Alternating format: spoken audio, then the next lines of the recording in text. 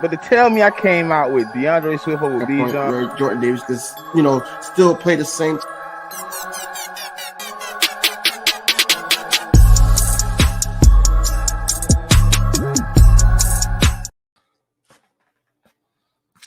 Yo, what's going on, man? Look, we back with another one. I know that I left my bro hanging last week, but this week, look, I'm back. Shout out to my bro, man. I had to use his slang, but what's going on, man? Look, I'm your host, King DV, and this is my co-host, Smitty. What's going on, bro? I'm back. I'm back. I'm back. Hey man, shout out to the Philly, man. They held it down last week, man. Everybody got times where they got to take a little break, man. They need a little moment. So, man, shout out to the people, man. They was here. They showed up in true and living color, man. And it's a blessing when you find out, how much people really fuck with the game. You hear me? So Facts. Shout out to them, man. Hey, Miss Ash, what's happening with you? What's going on, sis? Hey man, so we 11-4 now, man. So the road to the playoffs is only 2 games away, man, and other teams are losing. So I mean, possibilities have reopened for us to get back into that top spot. I mean, I thought it might have been done if they had won on they didn't. So I mean, the opportunity is there now. I'm not happy with how we played against the Giants, bro. But to be honest, right? It's like I'm just looking at the situation. Like outside of that interception, bro, they really did get dog walked. We don't give up that third quarter turnover, which that's on Alameda and Boston Scott. And if Dallas Goedert don't slip, man, listen. We looking at a game where they probably blowed out, man. That was inevitable. Too, it was like one of those like ones where it was like it looked like the perfect pass. I was like, first down. But now, I mean, hold on, y'all. Since it's loading up, man. Look, I had got a blessing, man. You know what I'm saying? I was going to invest my bread, and then somebody called me and was like, "Hey, chill off. Don't buy no Eagle stuff." So my sister, she gave me this right here. Nice little shirt. Nice little Jimmy Jones shirt. Hey, shout out to sis for doing that. Hold on, though. So then she, she had shot me out the lifetime, and she was like, "I got one more gift for you." You know what I'm saying? It was hard to, and she had done blessed your boy, man. You did. You know what I mean? You did. She had done blessed your boy. Not. I told her, but look, I told her, damn, you got me looking like an obsessed fan, because that's like my third of, maybe my third or fourth jersey. I don't want to see it. Hey, bro. So remember when I went to the game, the San Francisco game with Cool Cat and sis Simone, right? And remember what I had on. I was mad because I didn't have anything to to match it. I did have some white and black sneakers, so I just wore those. My wife came through and bought me those white, black, and green Air Jordan 1s. I'm finna order me some here in the couple days. Not those though, but I am gonna get the fours. Bruh, I said, yo, what? I'm gonna get the white and green fours though, for real. What? Them Jones look clean, bro. They clean. Oh, here we go. I don't even know what I'm gonna wear them. All right, but so wait, you want to get into the AJ Brown issues?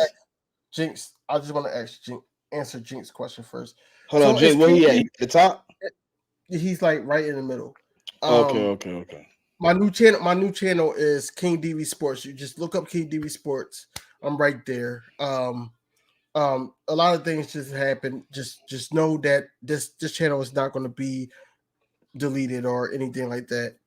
A lot of things happened, but I'm back now. So you can just follow this channel for whoever don't follow this channel. I know Stu. What's up, Stu? I know he subscribed, but I don't know who Anessa is. Yeah. Look, she can subscribe too, man. Look, I'm putting out this content. And you know I'm always rocking with bro. You know, he's the one that got my back always. So I'm still rocking with bro. But at the same time, man, let's get back to these Eagles. So you said that basically you didn't feel good about the game.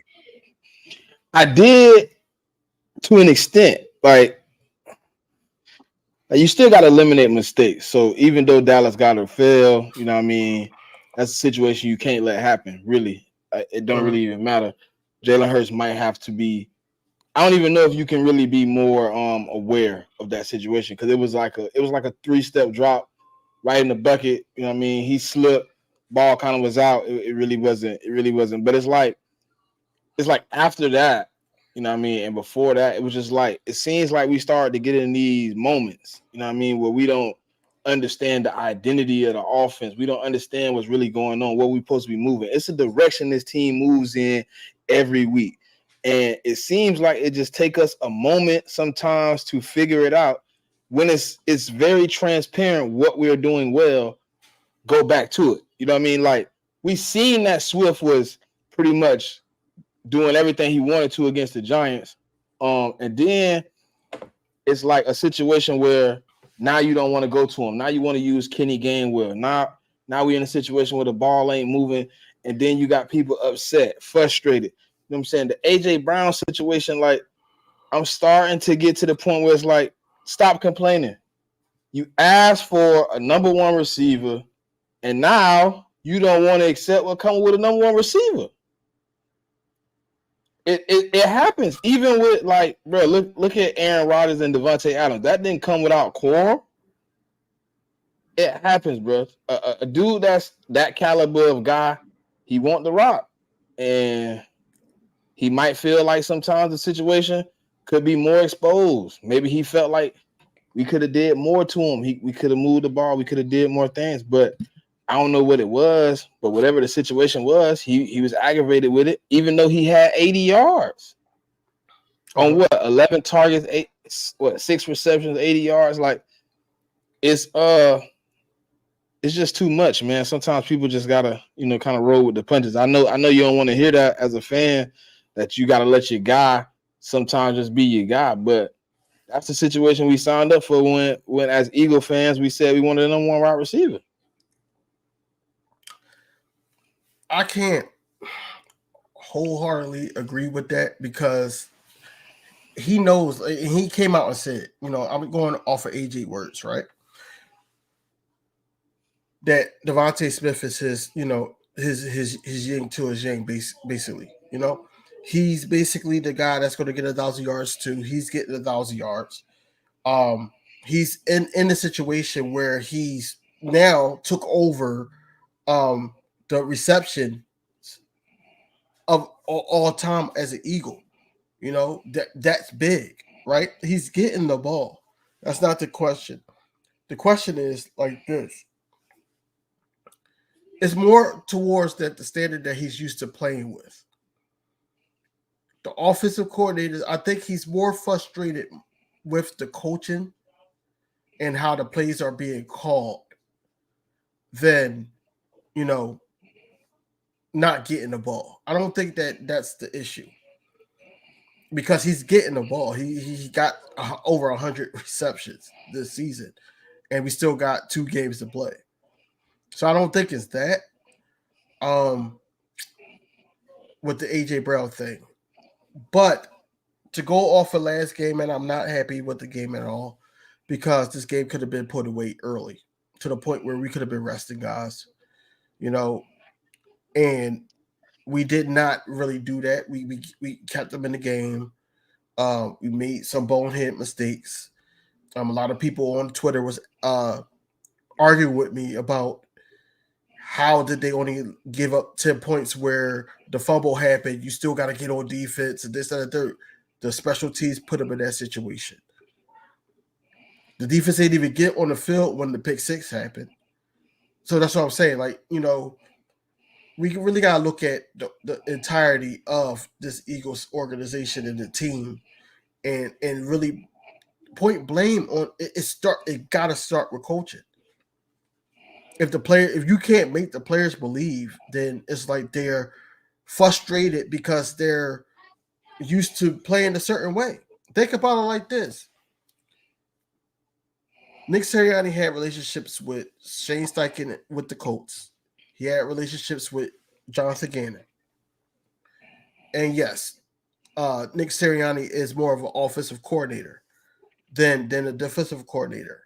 So when he gave Shane Steichen the keys, he let him run with it. What you're seeing now is that he does not trust Brian Johnson for a full game, especially when he's sticking to one thing, and that's the issue. It's a confliction. And that's frustrating the players, and you're seeing it on the field. That's basically what's going on, and we've seen this in week 16, to the point where we're like, yo, we didn't play our best game. In week 16, we didn't play our best game. That's beyond me. To the point where the crowd has to keep screaming, run the ball. Especially on a 1st and 20. Run the ball. That's beyond me. I don't know who to put blame on more, but I'm blaming both of them because we know that they're doing the play calling. So we really gotta get back to playing Eagles football. Jordan Mailata came out today and said that we're going to be playing each game from there here on out, that like we're in the playoffs. So I just want to see this on the field. All this talking about, the standard and when is the main thing and whatever. I want to see us be the Eagles on the field, man, from last year. I'm not asking for excellence because I know things happen in football games because coaches, they do adjustments throughout the game, but at the same time, it's just like, yo, we really got to get the ball rolling because that's our issue, DV. What? We looking at last year. We got to get last year out of here, dog. You got to let that go. We got to. No. We got to move forward. Wait, listen. We comparing year to year to year to year that we need. Before you go. Like, that's all I hear. Before you go, bro. What I'm saying is, I agree with you defensively. I can't agree with you offensively. I can. We got to, bro. Why? Got to. It's totally different. What's different? What's different? What's different offensively this year? Offensive line isn't what it was last year. Running back, quarterback in the RPO isn't what it was last year. But we almost got a 1,000-yard rusher again. We do, but it's not as crispy on that RPO we was last. But we had. It's not because you had the injury to Hurts. You had the injuries to Hurts, so they had the coach. It ain't even that. It's like, I know people don't like Miles Sanders, but you got to think this is DeAndre Swift's first time being in an RPO offense. It's his first time really dealing with a quarterback where he don't know if he's actually getting the ball at the quarterback keeping it. So it's not 100% as crispy as Miles Sanders and Jalen Hurts was. That's why we're not running it as much if you pay attention to it. We don't run the RPO. So it's a totally different offense, totally different scheme. If you really look at how we playing the games, it's totally different. So like what we comparing to last year is Shane Steichen versus Brian Johnson, but Brian Johnson is doing totally different things than what Shane Steichen was doing, which could be a good thing or a bad thing. But I don't think the RPO right now with Swift and Jalen Hurts is hitting the way they want it to, and that's why we're not doing it, bro. That's my honest opinion, bro. Like I agree. I didn't look at it from that standpoint, but I also agree with what I said, that I think it should be better though. Now that I will agree with. It should be better. I just don't need it to be like last year because I can't get the production of what Shane Steichen gave. You see what Shane Steichen doing right now as the head coach for the Colts. He literally turned that program around without his starting quarterback that he picked in the draft being there. He took Gardner Minshew, a guy that we didn't even want here no more, and he's winning games. So like to compare him to Brian Johnson is unfair. Like to look at him and say I'm Brian not Johnson, you comparing. should. And we already knew Nick Sirianni can't call plays. We was already on that boat. We already knew what he do with the play calling, and he's calling plays. So like when I look at it, I'm like, we already knew. I'm gonna speak for the other Eagles fans, right? It's not the fact that we're comparing Brian Johnson to a Shane Steichen. We're figuring like how we said this like episodes ago. If you sitting up there trying to get a certain position, you're doing whatever it takes to know that position and know what needs to be done as an offensive coordinator. Because your next step is head coach. So you need to know what's going on there. The frustration with Brian Johnson is number one, people are uneducated to know that Nick Sirianni don't have anything to do with it, which he does. Because he said that this is the office that he wants to run. But Brian Johnson, where we see him flourish at is when he's sitting up there doing one thing that's successful, but then when his failures are, is that he sticks with the one thing. And when he sticks with the one thing, we could become predictable. And I think that's the frustration with Brian Johnson. I think that Brian Johnson should have known the whole office only because he was the quarterback coach and Jalen Hurts was, our leader on offense to the point where he should know the line. He should know the routes. He should know everything. Who says he don't know it though? No, I'm not saying he doesn't know it, but it's just it should be more crispy. Like listen, you said, DV, I told y'all this in the offseason. Y'all was gonna be on Brian Johnson net way more than Sean Desai. Sean Desai got fired. Brian Johnson. Oh no, I don't even know. No, I've been on Sean Desai. I've been on Sean Desai, bro. But you know what I told you. But look, I don't even know if Brian Johnson don't know the offense. I can't say that. Being comfortable calling the offense and knowing the offense is totally different. I can know every play in the book. Do I know when to call it, how to use it, where does it fit in the game plan? Those are things you have to understand as a play caller. And if not, you get what Brian Johnson is doing. He finds something that works. He try to stick with that little palette of the playbook. He try to keep that rolling because he winning with it. And then when it's not working, you catch him scrambling. You catch him calling plays that are blank plays that don't make sense. And you're like, what the hell happened here? Why did you call a screen on this play when they, you know what I'm saying? Like, why didn't you call a check down on this play when you seen the blitz coming? Like small stuff like that. When somebody blitzes you 68% of the time, you should have 80% of your plays should have had a check down in it. Yeah. Like it's situational play calling. Stu said it early in the space. Like I don't say he don't know the plays, but it's his timing of calling certain plays. Like it's certain plays, right, that he's called. And I was like, if he'd have called that 2 plays ago, it would have been a hit. But you're late because now they're expecting that play when you should have called it 20 minutes ago. Like you missed your opportunity. And that's where I'm at with it. So we both agreed that it's more so situational play calling. Yeah, and it's not even bad situational play calling. It's late situational play calling. Like DeAndre Swift. Like we could have put the Seahawks away if you start running DeAndre Swift in the 3rd instead of the 4th. Like you could have ran off an extra 5 minutes if you was running them in the 3rd instead of trying these blank ass pass plays that aren't working. Mm-hmm. You can easily get the groove going, and then you want to give him the ball in the 4th. But now we scrambling again, so they know the run coming. Yep. It's like stuff like that, like the Giants. Like we got the run game going. He did get 20 carries. But imagine if those 20 carries were dispersed evenly and not a bulk of it in one quarter. Like that's the part that's becoming ridiculous, man. And you just said it, like he gets stuck and then he's stuck.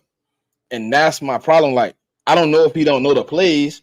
I just know he's finding a comfortable spot. He's not getting out of that comfort zone to really make this offense hit. That was the great thing about Shane Steichen. Like once he got rolling, he knew how to switch lanes without crashing out and burning the whole offense. And I don't know if Brian Johnson is able to do that yet. Sometimes you're a one-lane driver, sometimes you weave through traffic.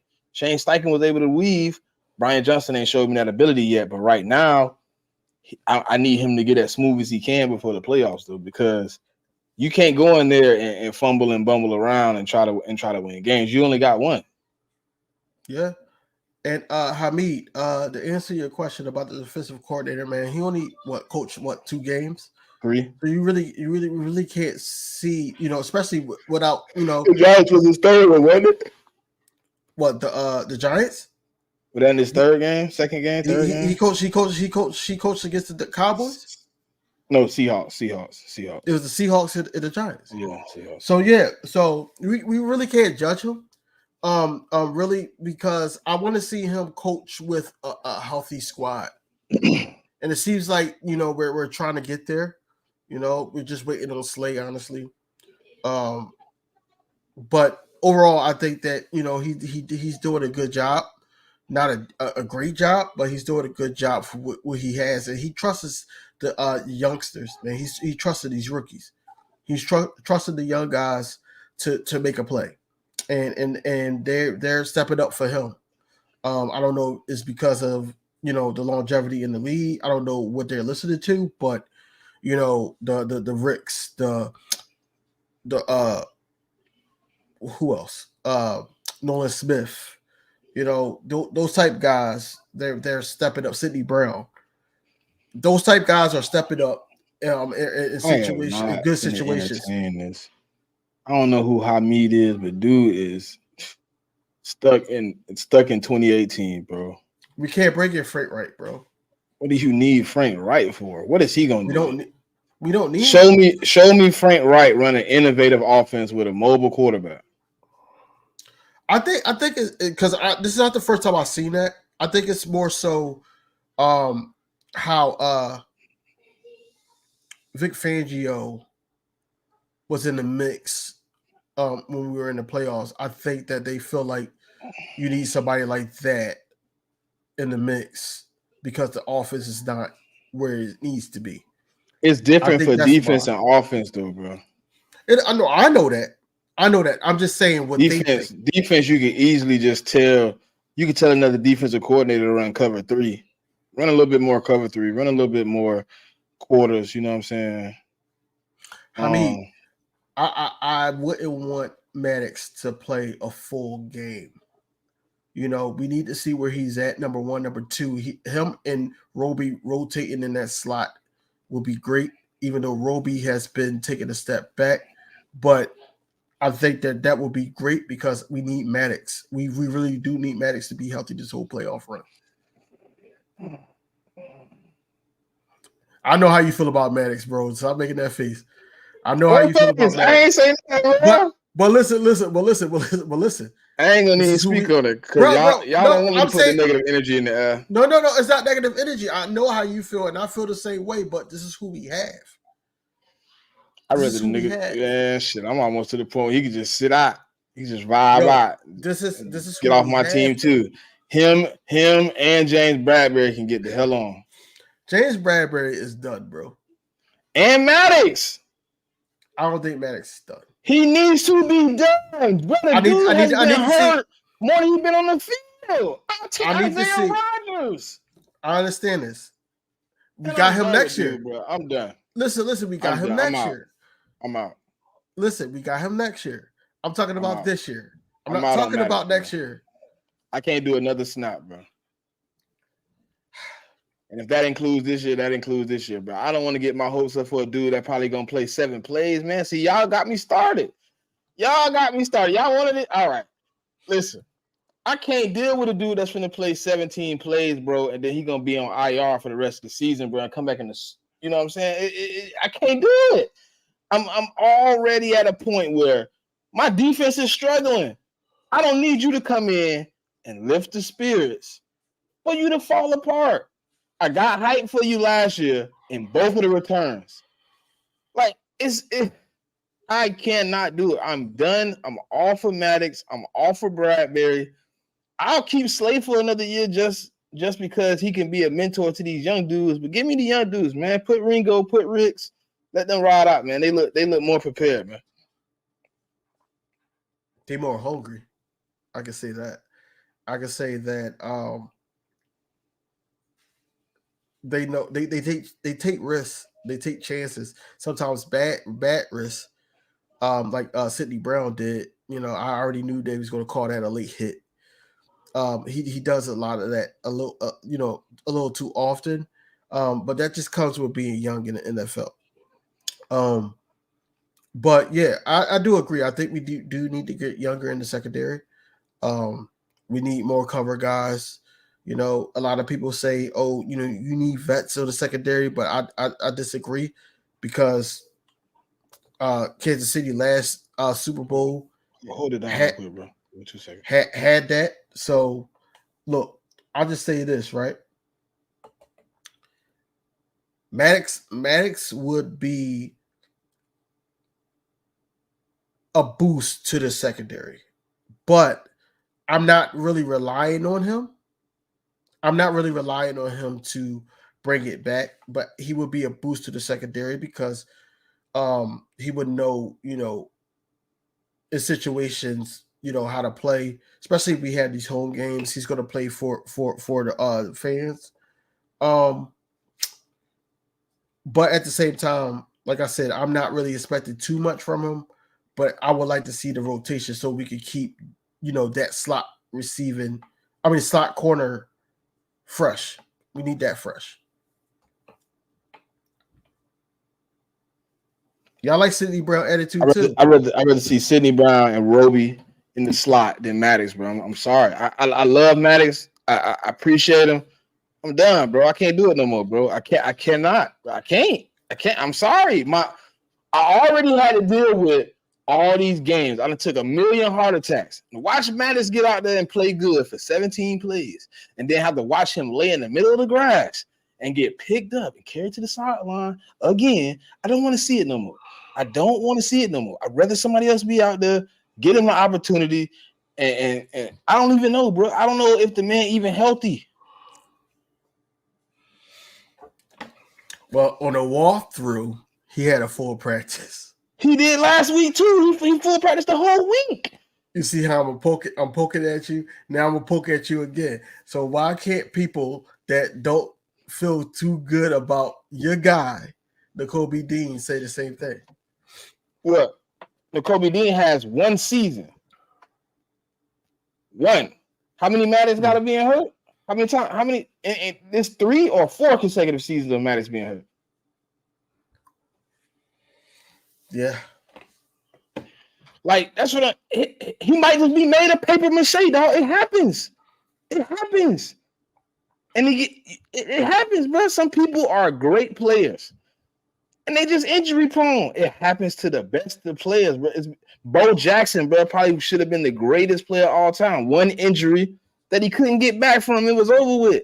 Sometimes that one injury leads to multiple injuries, and you just can't get back. Plenty of people go through it. Maddox is one of them. Nakobe Dean might even be one of them. He might.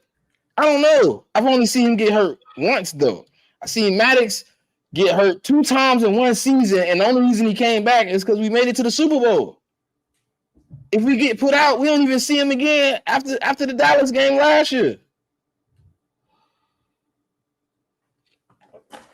I don't want to keep going through this. A lot of people have the hope that he can strengthen up the secondary. Hope. I'm tired of hoping on Maddox. No, I understand where you're at with it. And I'm like 50-50. I'm not going to sit up there and say it, and I'm just playing devil's advocate.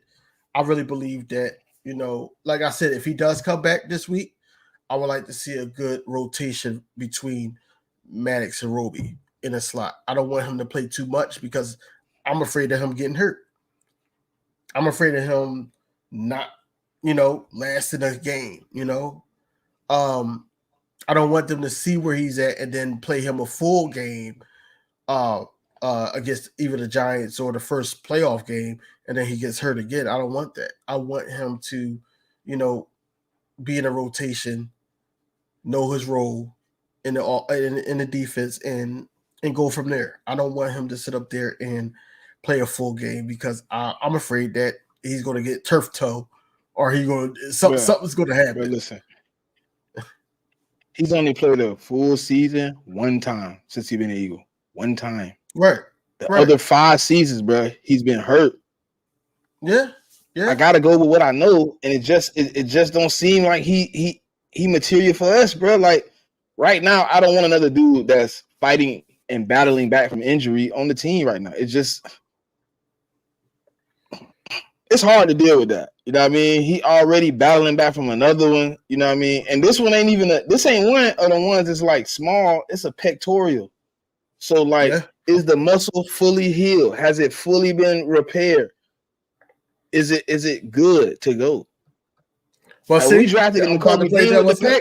When we drafted N'Kobe Dean with the pec, he had 5 months before he had to come back. Max ain't waiting 5 months. He ain't waiting 5 months. He's coming back in like a month and a half, 2 months. Like, I don't know. I'm gonna be positive. People heal differently, bro. People heal differently. So I said people heal differently. So Hamid, you put Bradbury right next to the Gatorade coolers.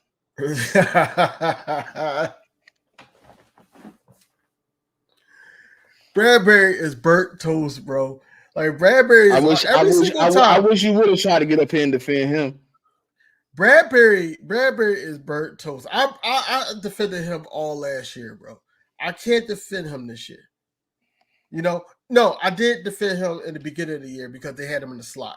And I'm like, that's not where he needs to be. But now I'm like, yo, he really is the most. He's the only person. Bro. Listen, come on, man. Creatures? We could be creatures, bro. He said creatures, not content creators. Creatures, but I knew what he meant. I'm just messing with you. Yeah. But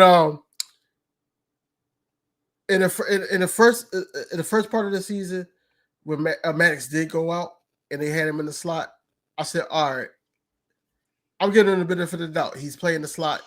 He needs to be back on the outside. He benefited the most last year of that pass rush than any other secondary on that damn squad. It wasn't even a pass rush, bro. He benefited off of a dude that played his role, which was Jonathan Gannon, who was scared as heck to play anything other than zone. He stayed in zone, and Bradbury was like, yes, I look like a pro in zone. I'm killing him. And then your boy, Desai came in, and Patricia. Neither one of them ain't let him get a pass. And they say, hey, look, we finna play man. We finna man up. We finna do what we do. Like we finna make it shake. And Bradbury can't make it shake.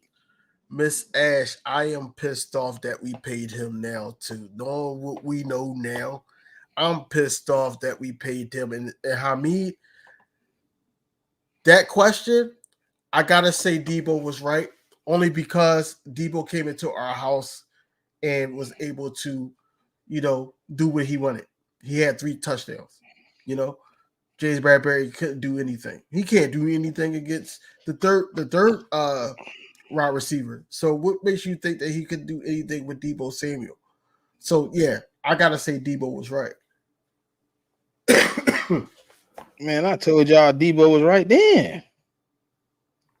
But I thought at least Bradbury was gonna put some big boy pants on and say, "Hey, look, there go that hope. That's y'all gonna make me." Nah, look, I thought he was gonna put some big boy pants on and at least get physical. Even if you get burnt, I'd rather see you grab him, shook and jive him, whatever. Get a penalty. I ain't say you was gonna be better. I thought you was gonna be a man. He played more physical with TikTok boy than Debo. TikTok boy was on one knee, man. He knew he had one. He was like, yeah, I got me a sucker. Out here. I'm finna pick him. He got one knee. Yeah. That boy, I don't know. Listen, you take Bradbury and you sit it right next to the Gatorade cooler. You tell him to fill up cups. And I really want to understand if the rumors are true. I really want to understand why didn't we pull the trigger to get Patrick Surtain here? Because they was talking about trading Bradbury. That's the rumor. Probably the picks. I would assume the picks. They probably wanted somewhere between a first and a second or something like that. A first and probably, you know what I'm saying, something up there. And yeah, I mean, I don't know. You know what I'm saying? I would have pulled the trigger. Yeah. Boy, I would have listen. pulled that trigger quick because he's young. It'd have been a different atmosphere for him. But hindsight 2020, we got to see that Ringo and Ricks was kind of ready. If PS2 here play on the other side, them boys don't get no reps. Them boys don't get no repetitions. They don't get nothing. They don't get no play over them two, bro. Yeah. Because listen. I might be wrong. I might be dead wrong. Y'all can say if I'm wrong or not. But listen, if you got PS2 on the other side, Slay don't get surgery right now.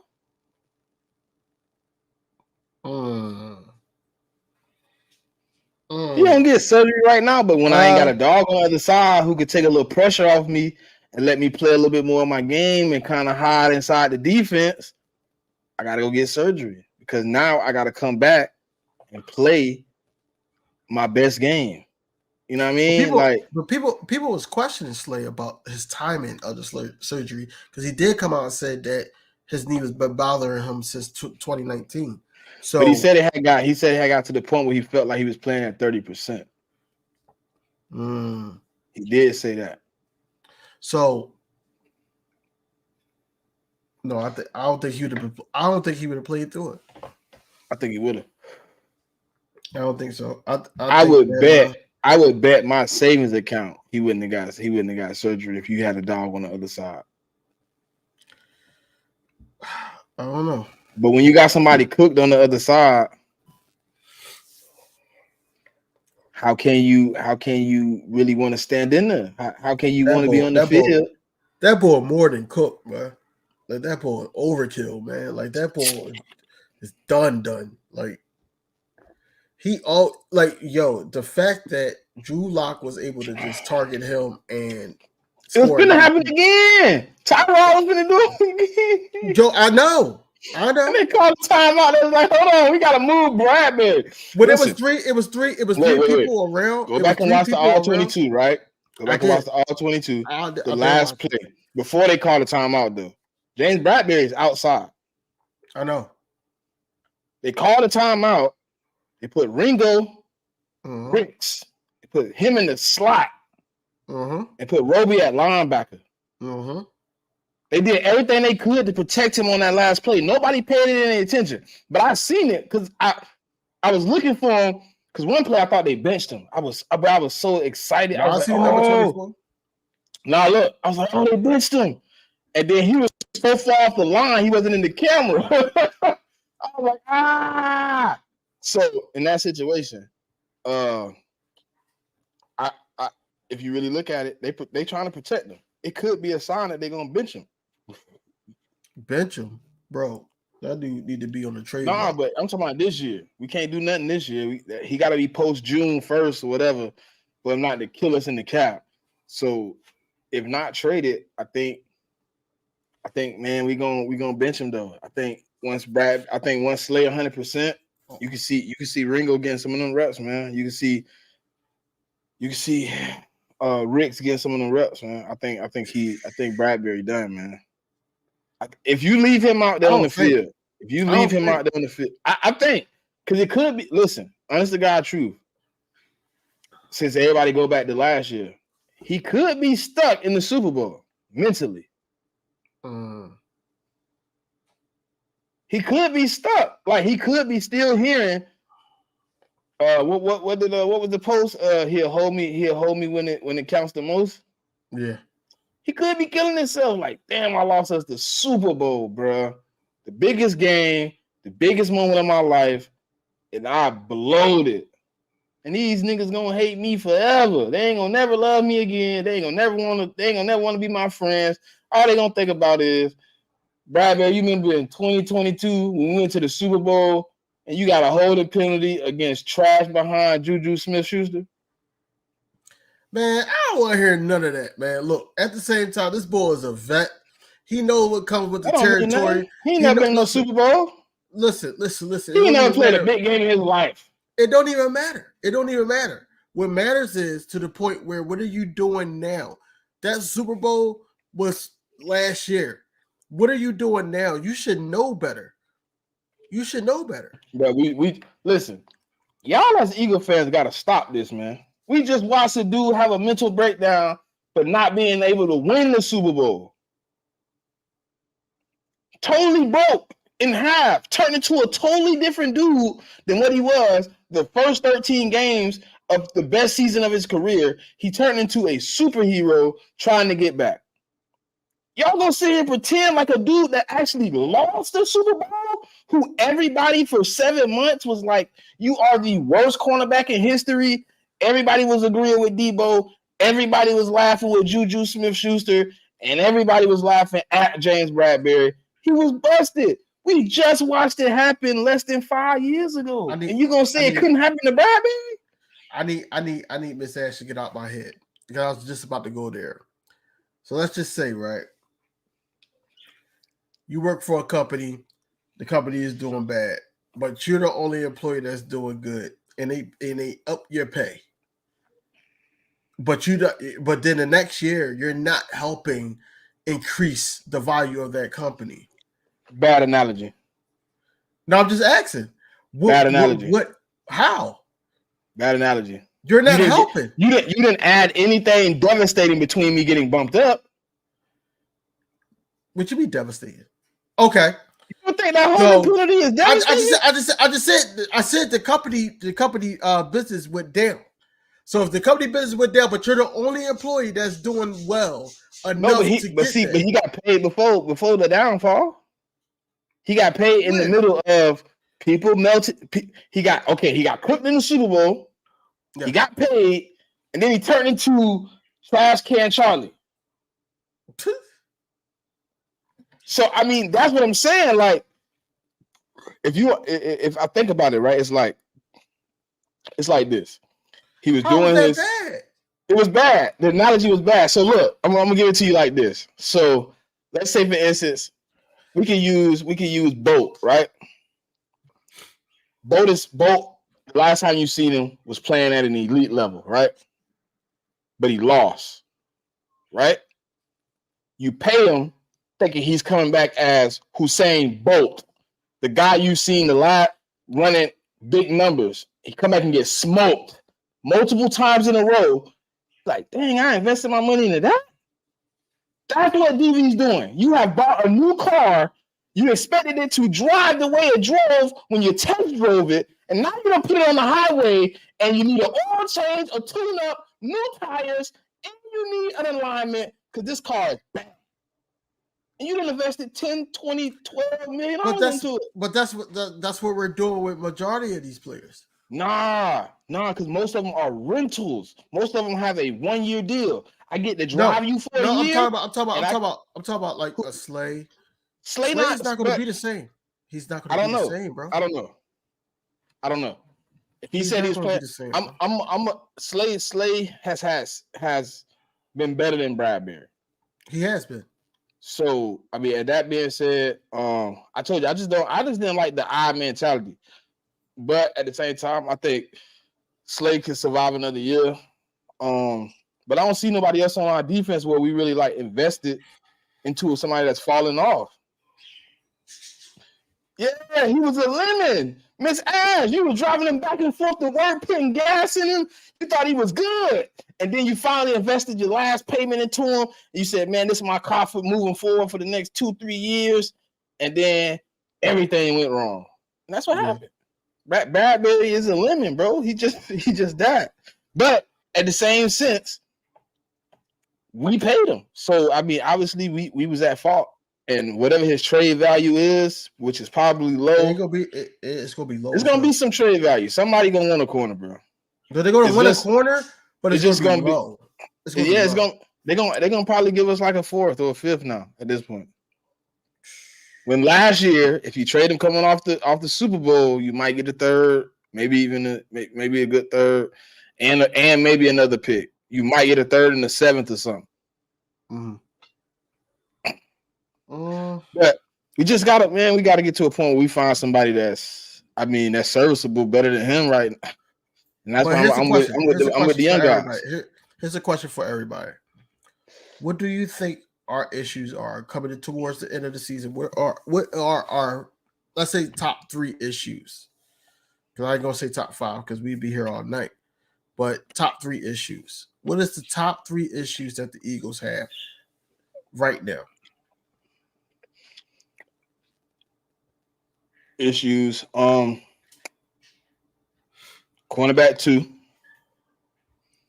My biggest issue. Cornerback 2. I don't really know about the linebacker no more. Like I had the linebacker like up there, but it seems like we going. I think once Morrow get back in the rotation with this 3 linebacker set, then that's gonna be I think it's gonna be a strong point. To be honest, right now this season, it's probably cornerback 2, it's probably defensive line right now, and it's probably Brian Johnson situational play caller.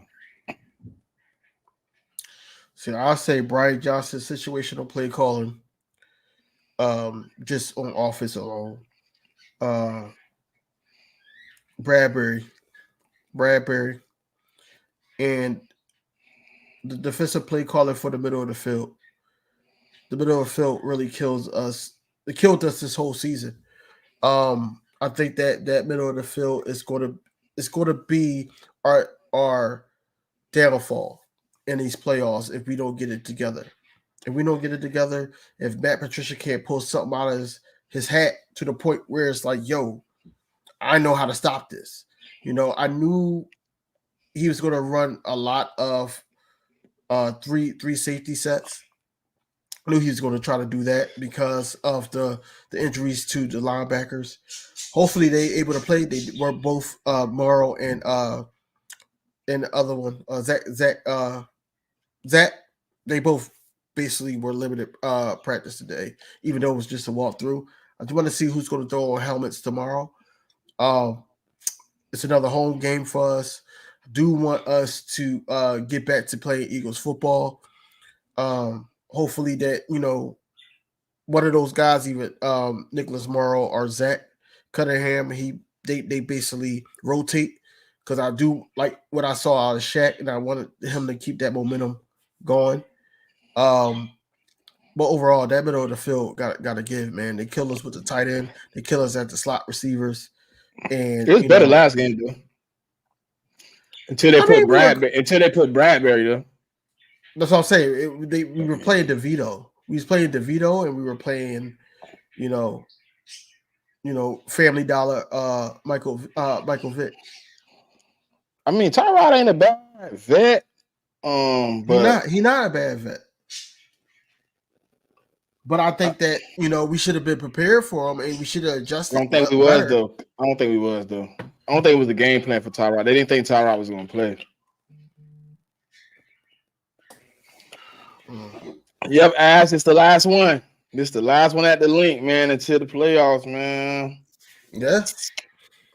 Yeah, especially if we could hold up, that second seed. I think. Oh, another question. How confident are you that you think that we can get the first seed? You got to give a percentage. 70-30. 70-30. So you don't think that Rams game against San Fran will matter?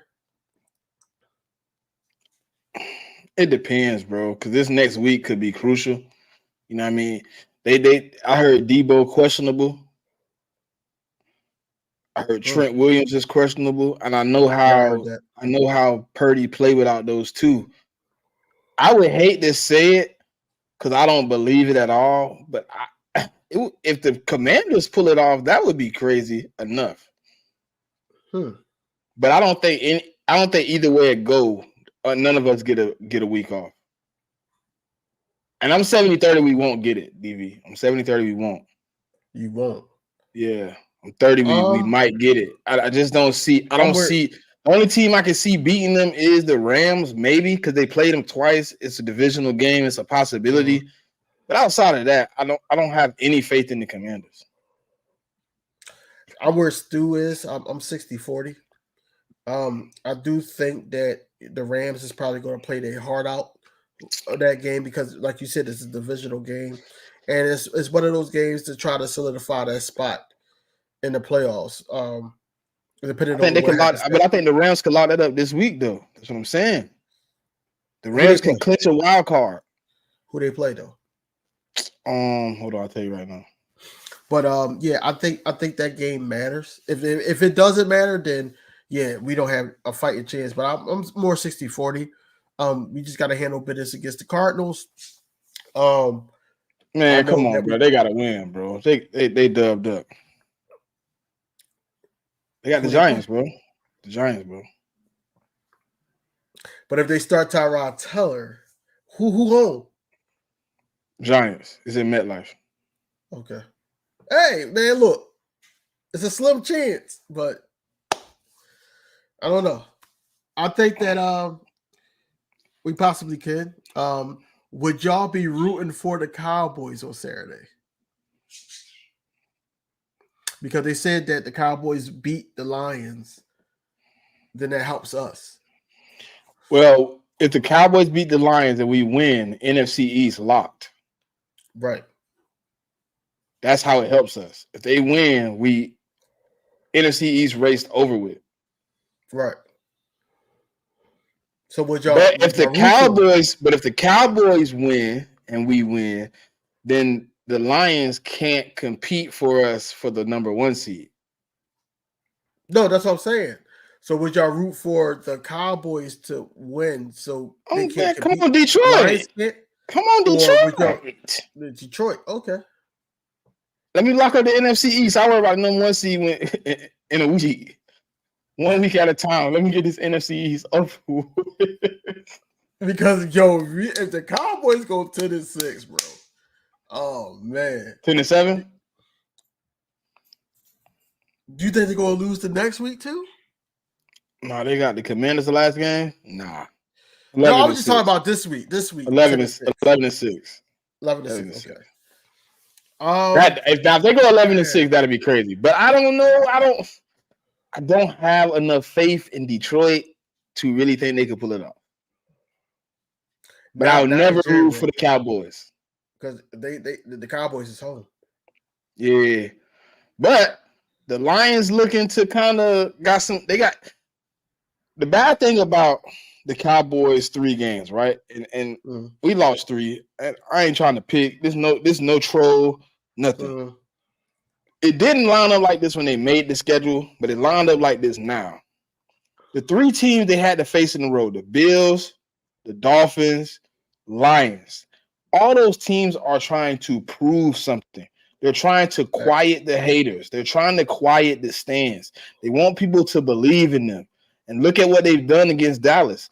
And Dallas keeps being that denominator that they need to get over the hurdle when they play them.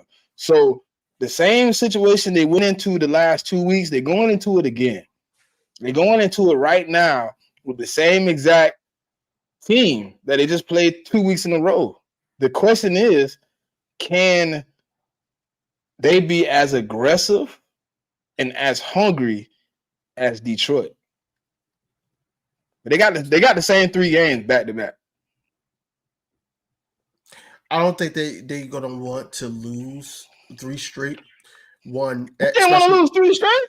No, listen. Hear me out. At home, like that 3rd game at home, that's gonna hit a little bit different. The Lions do have 2 good running backs. Jahmyr Gibbs, Montgomery. They run better than the Bills. And then the defense, man. When is CJ coming back? He could come back this week too. That's what I'm saying. So it's a lot of days. He in the same boat with Matters. Like they got cleared for they got the 21 days open the same day. They're on the same page. So I think they can come back probably the same time. So it's a chance that the Cowboys could be in a little dogfight this week. We can't make it a dogfight. We still got, regardless of what we're talking about, we still got to make this a win. Everybody wants a convincing win, but we got to make this a win. and be more clean. Play to the standard. You know, we played against Jonathan Gannon's defense in practice, things like that. You know, we really got to, you know, come out and, as Josh Sweat said, you know, beat his ass, basically.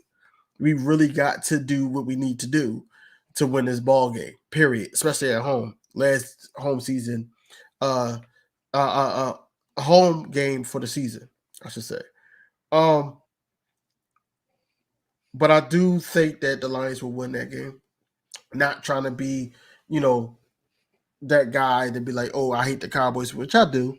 But at the same time, I think the Lions will come out victorious. It's going to be a close game, though. It's going to be a very close game. I can't give you a score, but you say you think the Cowboys coming out? That's not what I said, bro. I said the Lions is going to win. I'm just making. You try to start something, bro. I said the Lions. I was just trying to make sure, dog. I was trying to make sure. Just trying to make sure. I said the Lions is going to win the game. It's going to be a close game, though. It's going to be a very close game. I don't know. I don't even know about that close one.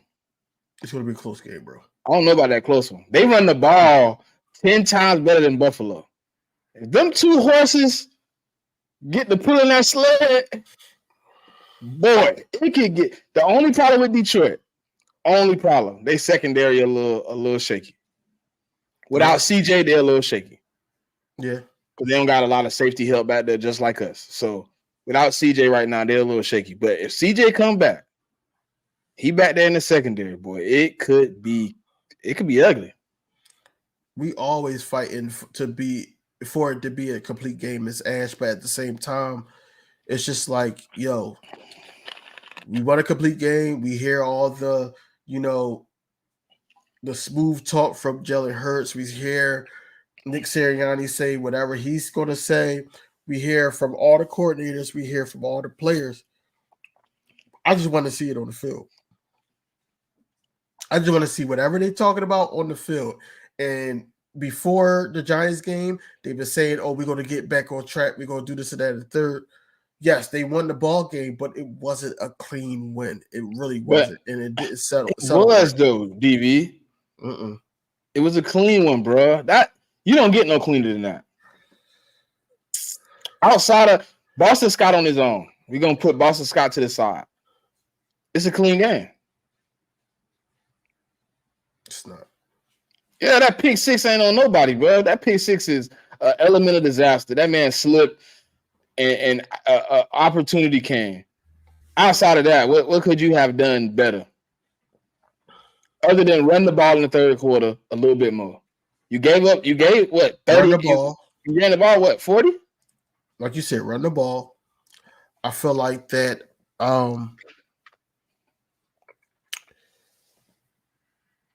certain defenses that was played, and I know that he was out there trying stuff, but certain defense that was played, you know, benefited the Giants, such as the one that, like, it was three guys around Darren Waller, and he caught the ball over three people.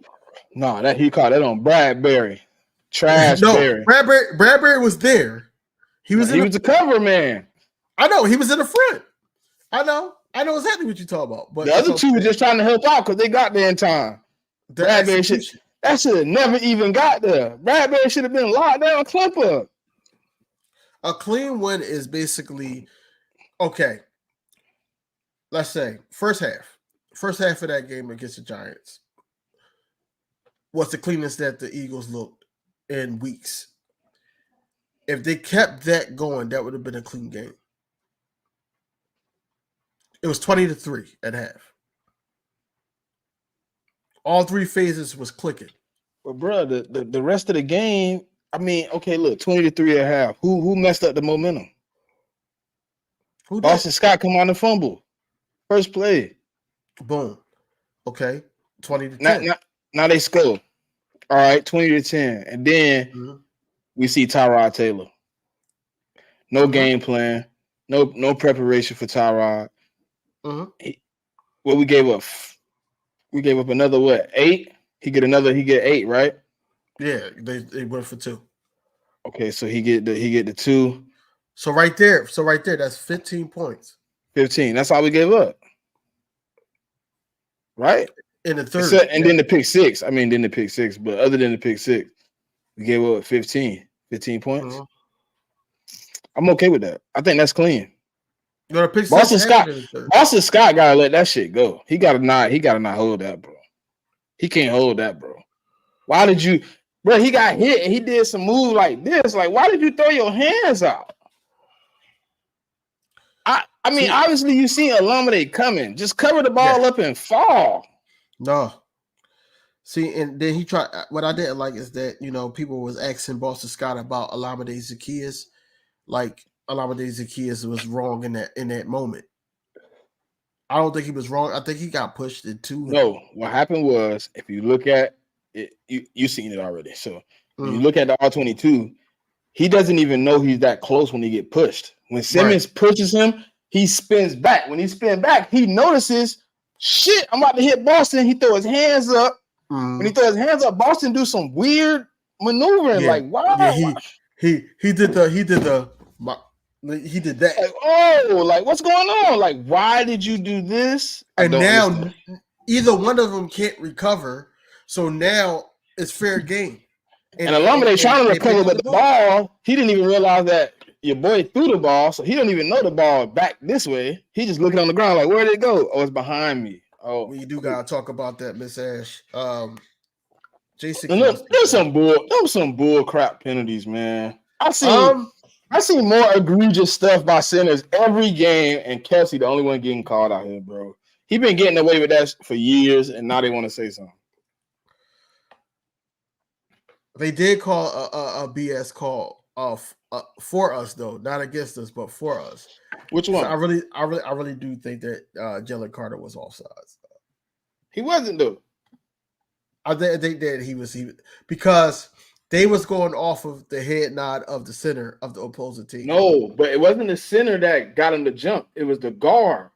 The guard did the guard tapped him and then dropped down like this into his position real quick. They called him because you can't do sudden movement. I'm going off of what the commentator said. The commentator. If you listen to the referee, he said it's a false start. It was due to unusual movement. It was something he doesn't do, and he tried to get us to jump. He's been just tapping him and getting in position. He tapped him and he jumped down on some bull, and I'm like, really? At first though, I'm like, is that a part of the rules? Because if it wasn't a rule, the call. But it's like, man, I don't even know, bro. Because the move is so subtle. It's like nobody jumping. It ain't causing no penalty on the other end. People seen Kelsey do it a lot. I mean, he can. Yeah, I mean, he do got to stop. If it's something they calling, I mean, you got to let it go. But yeah, I feel like it's the Eagles, so they call a little bit more. You know what I mean? Yeah. So, but Kelsey he is getting the penalties, but he been doing that.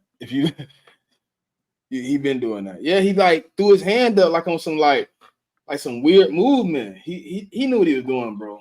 He knew what he was doing, bro. He knew what he was doing. He did some flugazy. But Kelsey got to stop. He got to stop. He damn sure do. I think that Stoutland has to be on them about, you know, these penalties. You know, we had more penalties than the Giants last game. We really did. And I think that, you know, we got to, you know, get back to playing some clean football. Just clean football. My problem is they don't call the game even, bro. That's my only problem. That's football, bro. Like we say this almost every week, that they're not calling it fair down the line or whatever, but it's football. You know, they're human as, you know, the players are human. Yeah, but you can kind of tell when it's egregious though, man. Like I don't see nobody games get called the manner I do. Like I watch all football. I'm like, why wouldn't the Eagles play? Is it all? But I think every game, the last probably 6 or 7 games, we probably got 10 plus penalties. At least 9. Every game. Bro. You can't go find a team that got a stretch like that. Bro, one reason why I fell in love with the Eagles is because nobody likes us and we don't care. Why does it matter when it's going against us with the refs? They don't like us either. They don't want to see that. Even if we're home, we don't get no home cooking. We don't. Thank you, Mike. That's what I was saying too. Like, if you say they gonna call it, then we can't. Then you can't expect a clean game, DV. No, You we can't. could You can't even ask for it. just how Jalen Hurts said, we can only control what we can control, and if we can control it, we got to execute it. But those penalties are part of a clean game. How can I come on here, sit in front of all these people, and say, man, we had a clean game, and they look at it and we got 13 penalties. But most of those penalties is not just the refs just picking at us. This is the players not executing their spots. Now, if they don't, they do a penalty on a tush push, How whereas many though it how wasn't many a how many penalty. penalties how many penalties you seen picked up this season Shit, what you talking about? Like any game? against us or against anybody? How many penalties have you watched the game and was like, oh, they picking up penalties? Yeah, they pick it up a lot. But that's the sway of the game. I'm trying to tell you. I'm not saying it's right, but I'm just saying that it's the sway of the game. If this how football gonna be, I'm gonna just start watching the highlights like everybody else. I'm gonna start watching the game. If y'all gonna do me like this, call it even. Get these people a job so they can stop messing up the game I want to watch. Let's be real. Yeah. I mean, it's getting ridiculous, man. It got to get to a point where we got to get a clean game. But in my words of my quarterback Jalen Hurts, we ain't talked about the Cardinals yet. So Yeah, I was about to get into that. we need to move to that. It's a must-win game again. It's probably gonna be a must-win game every week to the playoffs start, and then there's gonna be No, more to the must-win games. to the Super Bowl. Hold on. It's gonna be a must-win games until the playoffs start, and then you're gonna get a home game, and it's gonna be more must-win games after that. It ain't gonna stop. Right now, we on a path to you gotta be great, and you gotta be perfect. So we gotta play the Cardinals this week, man. And I mean, even though it's a bad team, we all know it's a bad team. They playing for draft position and stuff like that, but they also playing for dignity. Kyler Murray, he gonna come out, he gonna play his game. He gonna be mobile. He gonna make some of those throws that you're gonna wonder how he made them. But we got to be disciplined this week, man. They're gonna try to run the ball. James Conner.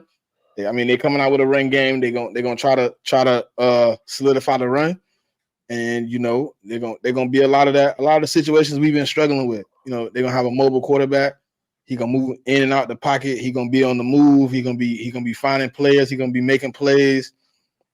We gonna have to step up and play some defense this week, man. And his wide receiver core not all that, but when you're in scramble drill, it's a little bit different. You know what I mean? It's hard to hold, contain when you out there and you don't know where you got and went because you're trying to watch the quarterback and you're trying to watch the receiver. It gets hectic out there. So he gonna have to be disciplined, man. He got to play better. But Kyler coming to play. So yeah, I seen that he might not play, but yeah, might. Oh yeah. If they lose and we win, NFC East mine. You hear me? We get to put them shirts on. But yeah, we're gonna see, man. We're gonna see what the Cardinals coming with. But I know for sure they come with a run game. A lot of teams been coming with it lately, and we ain't been able to stop it. So we need to step up. I think that depending on the health of our linebackers, because that's one good thing that they do. They do plug the holes, but they do plug the holes well. They're not great at coverage, but they do that well to the point where combating the James Conner situation, and they love to run the ball, and also Kyler Murray, even though that he had some type of illness, but Jonathan Gannon said that that he's not ruling him out of the game as of yet. He just missed today's practice. Well, with that being said, I think that the Eagles has the best shot of winning this game. We're home. We're the better team. Not taking anything away from the Cardinals. They're 3-12. But one guy to watch out for, of course, is Buda Baker. They got some guys on defense that can really hit home. They got a couple guys that we used to have. But overall, I just think that we got to go in there and we can't let up. We cannot let up, man. I want a game where as though that my team my starters in the fourth quarters are resting. That's the type of game I want this to be, especially for home. But I think as fans that have been frustrated week in and week out deserve something like that. If it's like 34-10, hey, take the starters out. Let Mariota and them get some reps. I do want us to keep leaning on the younger guys because it gives them confidence going into the postseason. On defense, of course, I do want my guy DeAndre Swift to get those 12 yards so he can get a stack. And I just want us to play as this is a playoff game. Get into that mentality that this is going to be a playoff game. Don't take nothing for granted and play hard each play. Don't sit up there and make no mental mistakes and just keep pushing. Just keep pushing towards a victory.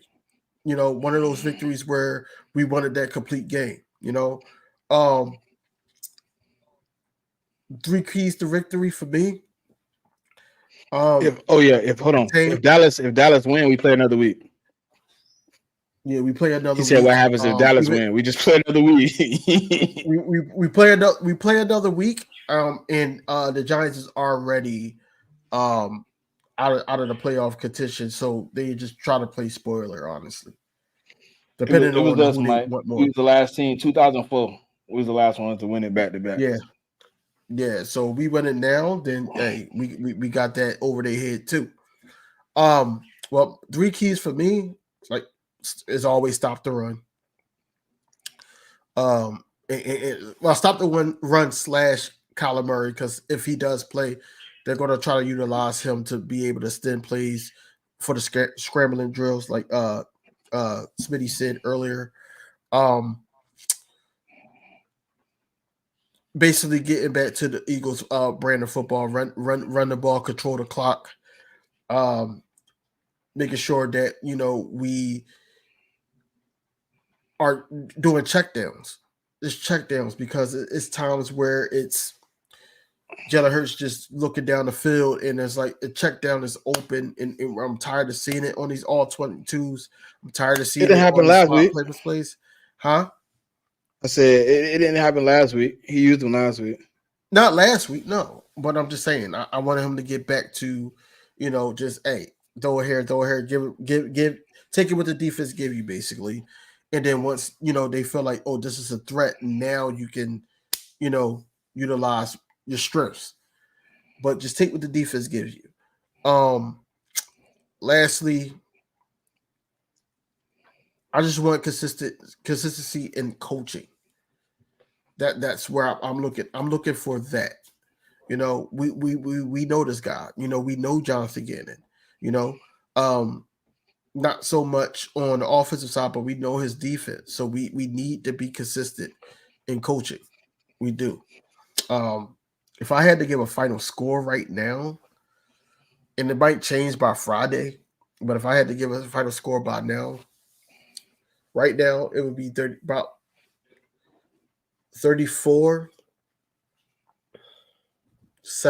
Eagles. All right. Keys to victory. Hate to reiterate the same shit, but run the ball. Run the ball. Run the damn ball. Hold on. I think it's a third key. You said 3 key. Run the damn ball. I mean, I don't get it, but that's my first key, bro. Run the ball. Let Swift eat. This is not a great run defense team. We can get off. Which this should be easy. Yeah, Ash, we got to be physical. But that's not even the key to victory. That's a key to the mentality to win championships. You got to come out and be physical week in, week out. Second key to victory: don't turn the ball over. I mean, the more times you don't get on the ball, the more times you get an opportunity to score. And man, just be disciplined. I mean, I've been saying that for like 6 weeks now. Just be disciplined, man. I mean, be patient. Don't. I know every time you want to do something, you want to look for the big play. You want to make a splash. You want to exercise and make it happen. But sometimes you got to be patient and disciplined and let it come to you. If we can execute these threes to victory, man, we'll be sitting here next week talk about 12 and 4. So it's at that point now, man, where I never, I told you before, DV, I'm never the type to hope this team win and that team win for me to get this. If we played and had the number 1 seed and we didn't keep it, we lost it, then it's on us to get it back. And if we can't get it back, then it was on us to never lose it in the first place. So if I got to go to the playoffs as the number 2 seed, at least I get a game at home, maybe even 2 games at the crib before we get to the NFC Championship game. And, we'll see how I roll from there. But honestly, I mean, I'm prepared for either way it go. We could be the 2, the 1. Like I told you, I don't got no faith in the Rams and the Commanders to pull off a win. And I mean, I really ain't got no faith in Detroit to pull off a win. It don't work like that for us. We Philadelphia Eagle fans, man. We already know how we got to get it out the mud.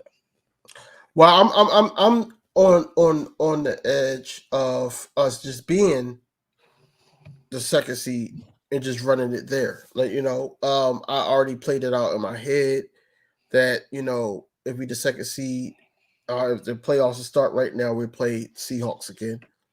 And then if we play the Seahawks, we play the winner what's it, the higher seed or the lower seed? Lower seed. The lower seed. So we'll play the lower seed. If the higher swing, we'll play the winners. The winner, what I had was the Cowboys or the Rams. Depends on who we play.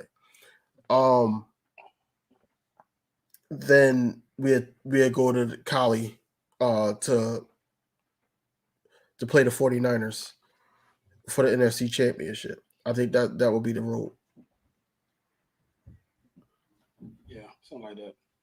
For the second seed, no, we wouldn't get Dallas that early unless somehow 6, 7, and somebody else get knocked off. I think we wouldn't get them into a divisional round. Cowboys. Cool. Cowboys. But see, so what you're saying they have to be the 5th seed, so we would get the 7th seed because the Cowboys will play. Who they said they would play? The NFC South winner. That's the Saints. No, they haven't won yet. It's like a tie. It's a 2-way tie. Right. But if they aren't the lower seed, the Cowboys will run into the 49ers in the divisional round. I'll tell you right now. Hold on, let me look at it. Yeah, I was just looking at it. They would just run. They will run like it depends on who is the lowest seed after the wild card round. Okay. Hold on. Conference. So right now, how it's posted up. Mm-hmm. So we would play Seattle. Right. Cowboys would play Tampa. Yep. Detroit would play the Rams. Mm-hmm.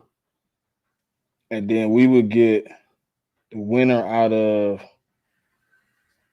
whoever win out of Rams, Tampa, Dallas. Right. So, but whoever the lowest seed. So if the Rams won and Tampa won, we would get the Rams in the San Fran in the divisional round would get Tampa. Right. But if Dallas won and the Rams won, we would get the Rams. Yeah.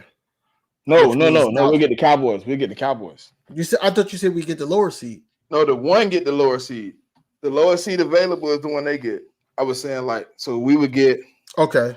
So if 6 and 5 were remaining. We would get 5, they would get 6. So basically, it would be 2 divisional games in the divisional round. So, damn. So That'd be then, nasty. so we, like I said, we would have another home game, but it would be against Dallas. But it's going to be a lot of 8-8 teams, and that's going to be a heck of a fight. Mm-hmm. It's a heck of a fight right now. It's not many games separating 11 from 6. It's only a 1-game lead. Mm-hmm. It all depends on these next 2 weeks. Hey, Dev had a question, man. Hey, Dev, what was the question you had? Put it in the comments before we get up out of here, man. I wanted to answer the question, but I totally forgot. What's going on, Eagle Nation Cash? Hey, can you do me a favor? Anybody that's still in here, can y'all please look up King DV Sports and subscribe to the new channel? You know, I lost my subscribers. I lost my other channel. But look, just please subscribe. You know, Eagle Nation Cash, Dev, just do me a solid. D Tyler, Michael, if you're still in here. Yeah, what was the question? Put it in the comments, man. I forgot the question. Wait on you, Dev. Wait on you, Dev. Keep the show rolling, bro. But yeah, I think this is going to be a win. I don't think it's going to be a less frustrating win because I think we're going to be more frustrated. Oh yeah, how do you feel after people told us he wasn't going to play but 6 games that he's played 15 so far? I feel great. I think that he had a way better year to me than Miles Sanders last year. If you want to compare him to something, only because, like you said, we weren't running the RPO. He wasn't used to running the RPO, but somehow, some way, he's still a top 5 running back this year. He's healthy. You know, a lot of people say he was injury prone. I didn't understand that at all. Especially coming off the last year that he had with Detroit.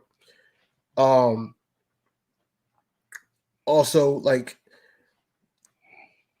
it just solidified us that we have a running back, you know, if he does want to sign back home. You know, I'm going to say this now because I know it's going to basically, you know, toot your horn. You know where I'm going with this.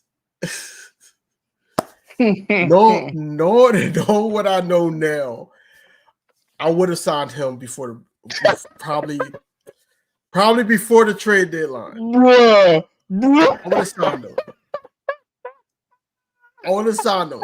Because now you got to invest in that.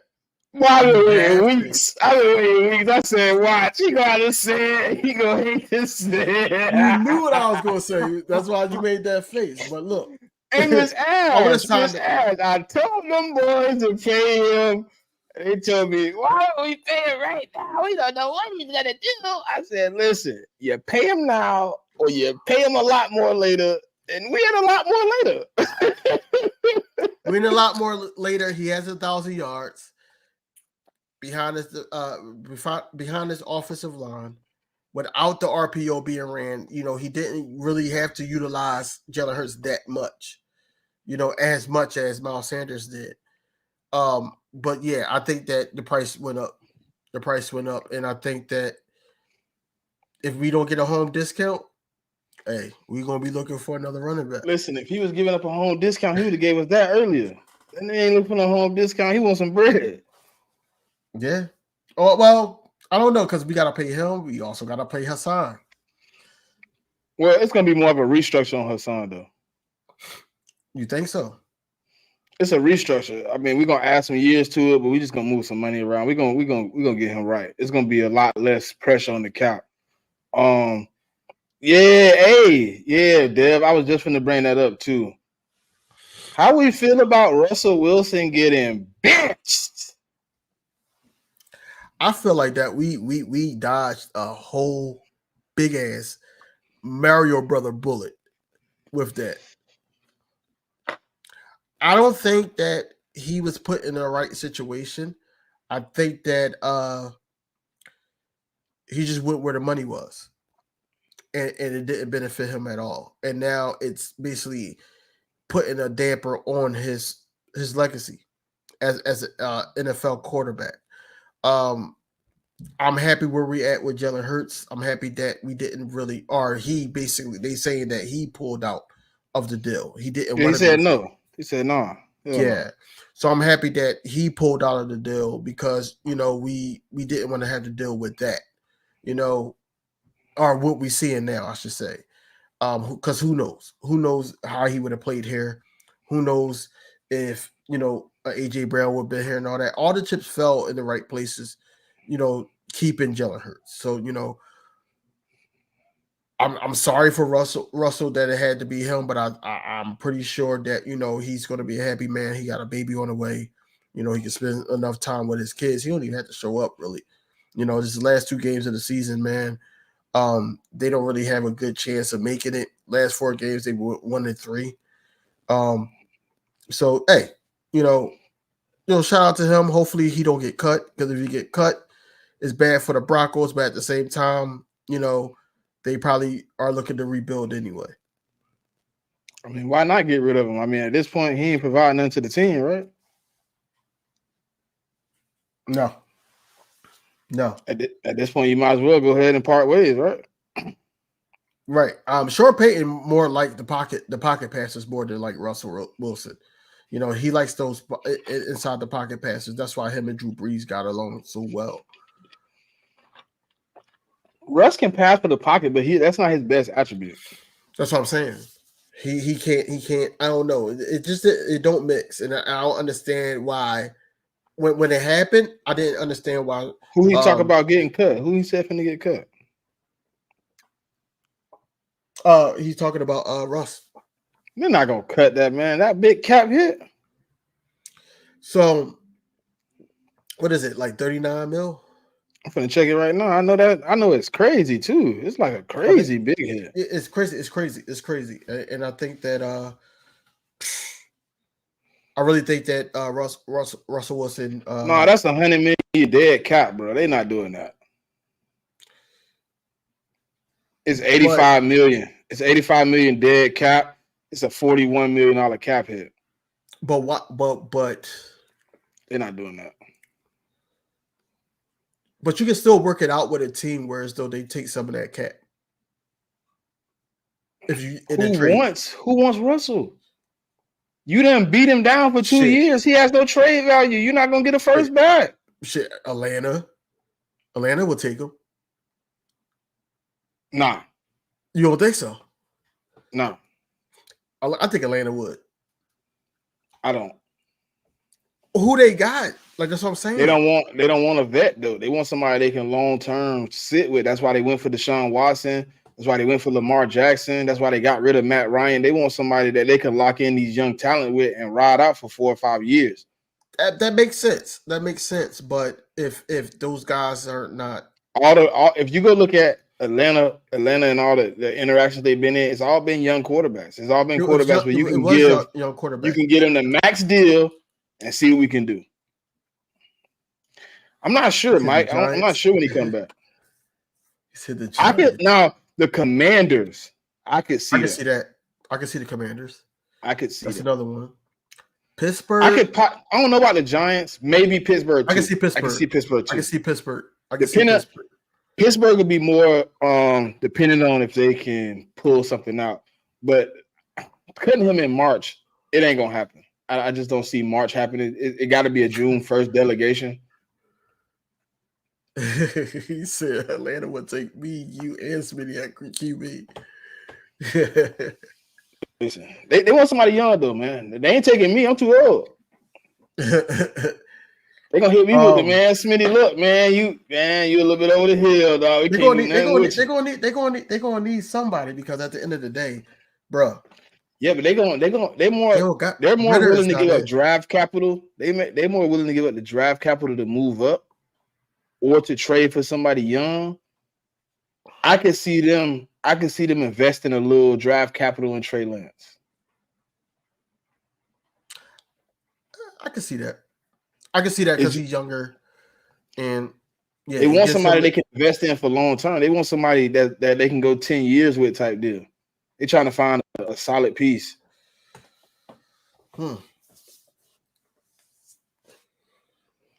He said he'd still be better than Ritter. I know I'll be better than Ritter. Ritter trash. Ritter dog water. I could if Ritter, and listen, if it came down to me and Ritter, I'm taking his spot. So here's another question. I'm gonna throw a curveball. Would you think Atlanta would go after a guy like Drew Lock?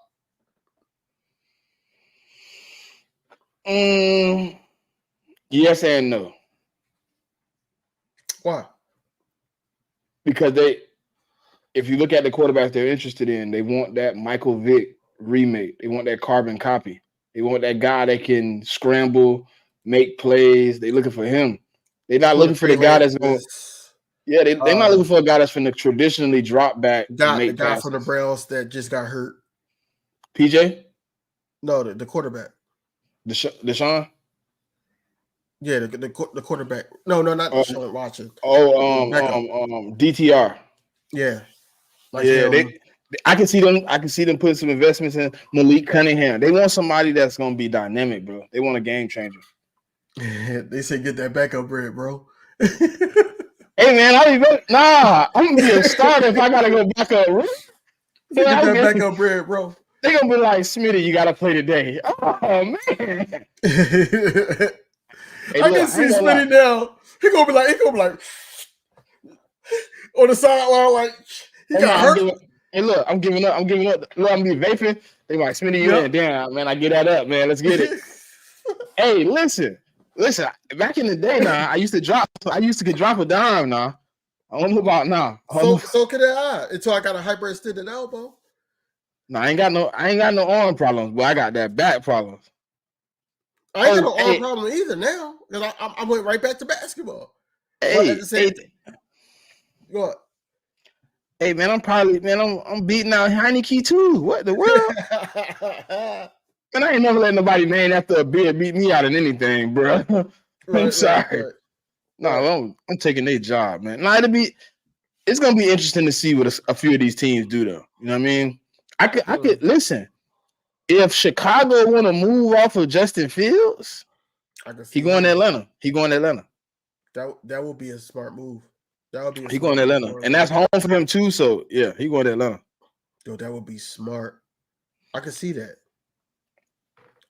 Call me crazy, but the Eagles need to retire. I guess Nick Foles number I know is weird, but it's kind of true.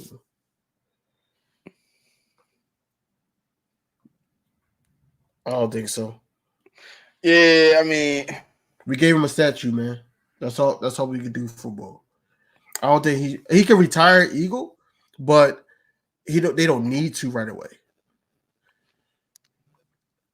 They don't need to right away. Yeah, true. The pit. True. Yeah. I don't see that either. I don't see that. No, I like him to Atlanta. What do you think? What do you think about the Titans quarterback, black dude? Not Malik. Yeah. What do you think about him as a young guy that people will probably be looking at?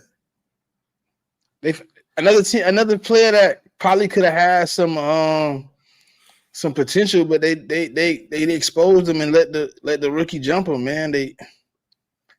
Teams listen, DV. A lot of teams are dumb. Yeah, because they are really dumb. You want to trade situations though. No. You want to trade a player. You want him to have all this draft capital. Yeah. And then you do stupid stuff like let the rookie backup jump him on the depth chart. That tells me something as another GM. I'm already coming in with a low ball because you don't even play him. So man, you trying to get him off your team anyways, man. You might well let me get him for a 6th round pick. When if you actually played them, they probably come to your doorstep with a 4th. Teams just don't do smart stuff. Like if I'm gonna lose, I might as well let the man play. Yeah. It ain't like Tennessee winning. It ain't like what's his name? Willis, ain't that his name? Will Levis. Will Levis. Yeah. It ain't like he playing great football right now where you couldn't have let Malik play. He had a couple good games. This 2, probably. I say 1.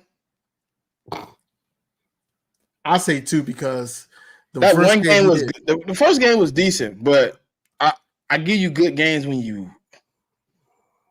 win. I mean, be real. Yeah. The first game he played good, but he lost.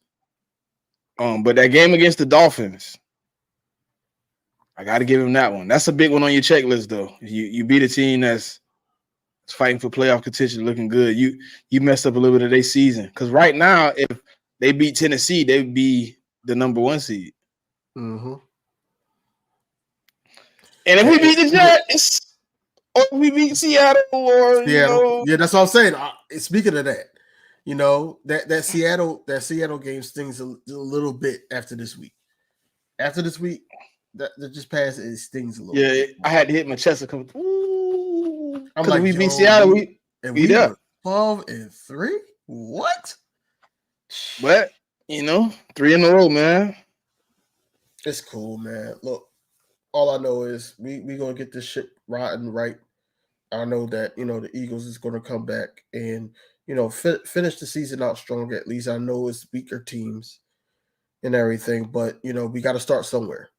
We have to start somewhere going into the playoffs, and then we get a home game and maybe another home game depending on how it goes. But overall, I just think that But if we win the first one, we automatically get another one. It's the fact that if we get another one after that.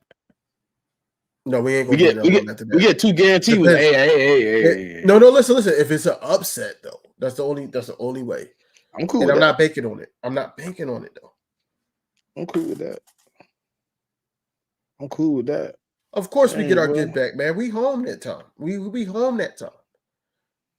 We gonna get our get back. We're home that time. In a wild card round. So I think we can. I want to get our get back against them for sure. I want to play them. Honestly, I'm not even scared. I want to play them, the Cowboys, and San Fran. We had this conversation weeks ago, bro. You said, would you rather have the number 1 seed or the number 2 seed? That was our conversation over the phone. And you said you'd rather have the number 2. I said I would rather have the number 1. I don't think we need to stop playing football. I want the 2.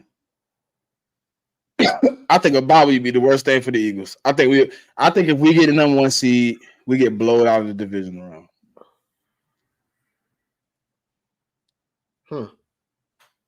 I don't think we got room to take a break. Everything we doing need to stay in rhythm, stay hot, stay rolling. I just don't. Listen. Whether we get a week off or no weeks off, I don't think it's gonna prepare us any more than we already gonna be prepared. I don't see it, bro. We haven't showed that time is getting better. We look a little bit better here, then we look worse here. So it's like a week off. Is that going to prepare us for whoever we play first? Dallas, 49ers, like. I think we need to play football. I mean, if we get the number 1 seed because it happens, then I'm not going to argue and complain. But right now, sitting here, if you ask me, Smitty, number 1 or number 2, and I had a choice, no lie, I'm picking the number 2, bro. So right now, that makes sense. I was talking about, so our conversation that we had over the phone, guys, was basically, I think it was before the bye or the bye week. I don't know. It was around that time because I think we just beat the Cowboys. Yeah, and I told you, this was we just had this conversation. This wasn't after the bye week. This was right after. This was right after we lost to the Seattle Seahawks, and we was talking. And I said, if we can get it right, no, it was before we lost to Seattle. It was after we lost to Dallas. And I was like, if we can get it right in these next 3 games, look, I'm gonna tell you the conversation. I'm gonna play the conversation back to you. I was like, if we can get it right in these next 3 games, and they can show me they ready to play, then I can make a decision if I want the number 1 seed. And you was like, nah, bro, you know, you had your rights and wrongs. And then I was just like, nah, bro, I just think if we can beat Seattle confidently, we can beat the Giants and the Cardinals, and then week 17, if it don't matter and we in that position and we look good, I'm cool with the number 1 seed. But if we still looking like we looked the last 2 weeks, well, I told you, I want the number 2 seed because I think we need to get it right. I think we need to keep rolling, bro. I don't think a break right now is the best thing for the Eagles. I don't think we need it. We need to play week 19 football, and we deserve that. No lie, we don't deserve the number 1 seed. We deserve to be the ones to play week 19. We don't deserve a bye. We haven't earned it. We haven't done anything right now. Me to sit here on the hill and say we deserve that. It's not like last year. The only reason, my only argument about the number 1 was like, that's why I said I don't think it was the Dallas Cowboys game, because we'd have been talking about that for hours. I think we did talk for a minute. We talked for a minute. Right. No, I think it was after the San Fran loss, because that was right after I came from the game. We wasn't the number 1 seed when we had the conversation. I know it. We weren't. No, we weren't. Because I needed to get it back, and we was talking about getting it back, and then I was telling you the road as the number 2 seed was like the Packers and somebody else. It was like the Packers. Packers, possible easier, Lions. It was like some crazy stuff. Yeah. I remember. I think that the number 2 seed, as we stand right now, would be more tolerable than a number 1 seed, because now you have to get the guys back rolling, after that week off, for them to get healed, get ready, and things like that.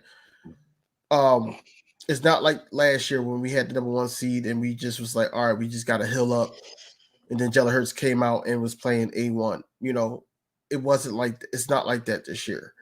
It's more so that these guys need to gel more and play on the field more, especially with the coaching staff. It got to be consistency. DV, I don't trust my coaching staff to be prepared. I think I would rather know my opponent and play week to week knowing who my opponent is than to trust my team to sit down and game plan for 2 teams or 3 teams and not get it right. They're barely preparing for 1 team. When you're the number 1 seed, you got to prepare for multiple teams, and I don't trust my coaching staff to do that right now. For real. Yeah, I agree with that. I think that the coaching staff got me leaning towards down the 2 seed. Also, let you know your opponent at that point. Yeah, and then we could get to work instead of just waiting to see who's our opponent while we're resting, while we're doing even lollygagging or whatever. Because that number 1 seed, you sitting at the crib waiting for them to announce who's the least seed left for you to play on Sunday or whenever the last game is. So you're gonna be sitting at the crib. You done worked out a whole week trying to figure out what to do, and now you get your team you playing, and you like, oh, I gotta prepare for them. You still possibly not prepared. I'd rather just, when I'm done with my game week 18, that's who I'm playing. All right, cool. Let's get to work Monday. Eagle Nation, man. Look, I'll be on Twitter all day, and I had arguments basically saying that the offense wasn't an issue, the offensive coordinator, all that wasn't an issue because we have 2 1,000-yard rushers, almost 1,000-yard. I mean, 1,000-yard rusher. Almost. We got 2 wide receivers that went over 1,000 yards receiving. So how can that be an issue? Jalen Hurts has 35 total touchdowns. How can the offense be an issue? And my only advice was the guy to watch. Tell the guy to watch the games, and then he could see where our frustrations are. Regardless of the numbers, that's all talent. The frustrations is situational. The frustrations are basically the turnovers. That's where our frustrations are, and then also the penalties on the line. Those 3 things hurts the offense. We shoot ourselves in the foot, and that's basically where I'm at with it. Regardless of the numbers, the stats, and everything like that, I don't want to sound like Cowboys fans, But at the same time, like we really need to, be more consistent in our play calling, be more consistent in, handling the rock better, no turnovers, and then also the penalties. Jason Kelsey is too old and too much of a vet to be like, hey, I'm going to do this now, or even Malata or whoever. Shout out to Sua Opeta too, man. He been put into some situations and he's been doing okay. I'm not going to say good. He's been doing okay. He's been all right. Been all right. As I said, he's been doing okay. He's been all right. He's been put in some situations. He's been put at the right side. As long as it ain't Jack Driscoll, I'm all right. I don't want to see Jack Driscoll. I don't like. Yeah, I don't know. I'm glad we're gonna be. I hope we get back healthy this week, man. Everybody seemed like they was at practice, so hopefully Lander Dickerson get back there, and then we can figure out what's really going on. Hopefully, the only person that we don't see, and I say hopefully only because we need him in the playoffs, is Slay. No, I think Slay's. Slay gonna play next week, probably. That's what I said. This week, I don't think he's gonna play, but next week, I don't even know if he play next week. He might sit out and see what plays to the playoffs. Okay, I think so. I mean, if he come back, it'll be just so he can warm up type deal. No, I would. If he doesn't play next week, I would like to see him on a 21-day window. This week? No, next week. So you want to see the 21 window open on Tuesday? I want to see him on in NovaCare working out. I do want to see that, to see, give it promise that, he's on Tuesday. Yeah. Okay. Yeah, something like that. Same thing, kind of like what Maddox did. Get a week of practice in, then you play the following week. Mm-hmm. The only thing is, I don't even trust our secondary for Slay not to play in the playoffs. To be honest, if we're gonna play Bradbury, we put Ringo and Ricks out there. My confidence through the roof.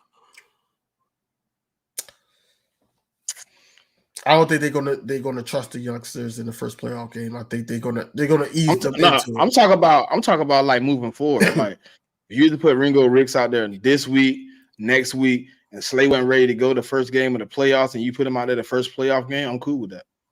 If they can get rhythm 2 weeks, and then they go into the third week together, which is really the fourth week together, I think I can deal with that.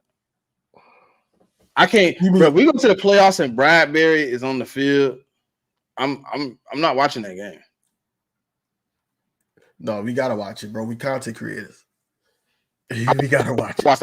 I watched the all 22. They say we gotta cut somebody to break. Cut Bradbury. No. Damn, we gotta cut somebody. I don't think they're gonna even cut in that position. Cut Bradbury. I think they're not gonna cut in that position. They're gonna cut somewhere else. No, they're probably gonna cut Bradbury. They're gonna cut at linebacker, especially if those two guys. Don't we got some weird dude on the team? It's probably somebody weird we don't even know on the 53-man roster that get cut. That's what I'm saying. It's gonna be some weird nigga. Where's Moro Jomo? Why is he not playing? I don't know. Your guess is good as mine, man.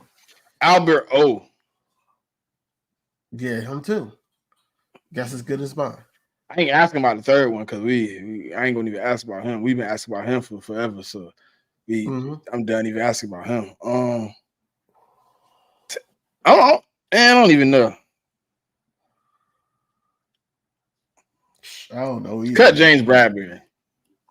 No, we ain't gonna do that until probably we're gonna try to get rid of that contract. Cut him right. No, we can't do that, bro. Take the cap hit and let him go. No, we can't because we gotta sign other guys, man. How we smarter than that? He'll move something around. They say the cap make believe anyways. He'll move something around and make it work. For real, bro. I just man. I really don't want to look. I don't have faith in Maddox to stay healthy, but I don't got Bradbury to cover nobody. So I mean, if I had to weigh the options, so if you got to weigh the options, I'm taking Maddox over Bradbury for sure. Okay. I'm just making sure we're gonna say. I'll take the dude that's gonna be there 17 plays than the dude that's gonna get burnt 17 straight plays. Right. It's a huge mistake right away. Yeah. I didn't think it was a mistake right away. I thought we could have maybe. I don't think how they said Bradbury had other offers. I don't think he had much offers. It makes this season with Bradbury alone makes it more like I put my foot in my mouth when I said that CJ if he didn't want to come back, they said no, they should have threw that money to CJ. They shouldn't have threw that money to Bradbury. They should have let Bradbury go, and then we still would have ended up with a Kelly Ringo or something like that. I would have took Kelly Ringo playing the whole season on that side, just to get his footing in and then be ready for the playoffs. Then Bradbury just keep costing us games. I would have took that with CJ still on the team, and we wouldn't have had to look for it like a Kevin Byard or something like that. Yeah, I would have took that. We get to play Zach Pascal this week. Yeah, him too. That's another guy that we used to have. They ain't really got no receivers, man. Okay, so right now, they receivers look like Rondale Moore, Michael Wilson, Zach Pascal, Marquise Hollywood Brown is hurt. Yeah. Yeah. Yeah, that's about it. If Hollywood Brown hurt, man, then our secondary is going to look well. Our secondary should look good against that. I'm not going to say they guard. They should look good against that. I mean, I don't see nobody here that really give us a problem. And then the tight end, I think he hurt too. Nah, he good. He out the injury report. Good? Okay.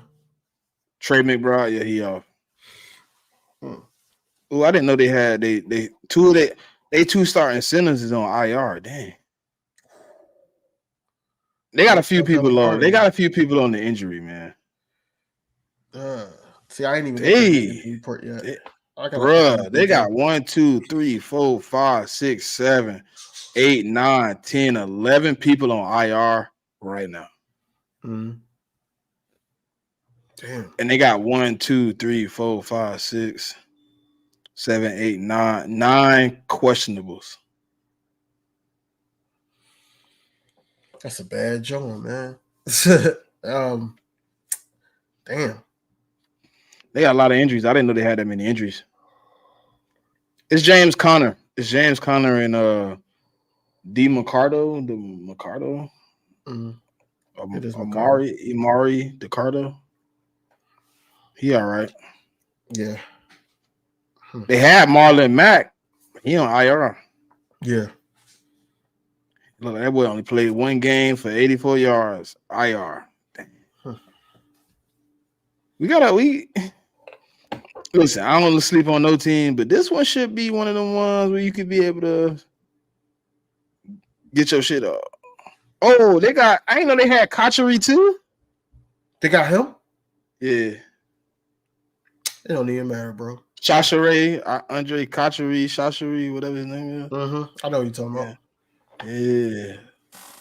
Damn, what did they go get? All our reject ass players? Damn. They had to pick up some scraps. And then they have Kevon Wallace at one point? Yep. Yeah, because remember, he signed with them. Mm-hmm. And then he ended up with Tennessee. Mm-hmm.